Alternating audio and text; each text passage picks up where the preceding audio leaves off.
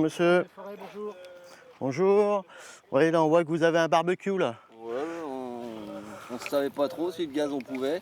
Ah non, non, c'est interdit à Port-de-Feu, en forêt à moins de 200 mètres, interdit. Sensibiliser, informer et parfois verbaliser. Ce sont quelques-unes des missions de Dominique André, technicien à l'Office national des forêts depuis 1980. Si son métier a considérablement évolué depuis le début de sa carrière, il a vu aussi les effectifs de l'établissement public fondre dangereusement. Moi, quand je suis arrivé, donc ça fait 42 ans que je suis à l'Office national des forêts. Donc on est à environ 16 000 personnels tout confondus. Et actuellement, on est à un petit peu plus de 8 000. Donc vous voyez, en plus de 40 ans, on a perdu la moitié de nos effectifs. Surveillance générale, travaux dunaires, gestion de concessions, marquage des arbres, les tâches sont multiples. Philippe Lequeux a pris ses fonctions ici, dans la forêt de la Coubre, il y a 20 ans.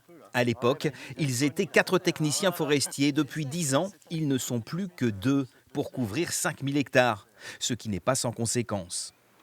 Une charge de travail quand même un peu plus conséquente, inévitablement. Et puis des missions qui sont, je ne vais pas dire qui sont laissées de côté, mais qui sont quelquefois un petit peu survolées et qui sont mises un petit peu de côté. Donc je pense essentiellement aux missions de surveillance générale. Et puis Celles-là même qui permettent en partie de prévenir les incendies.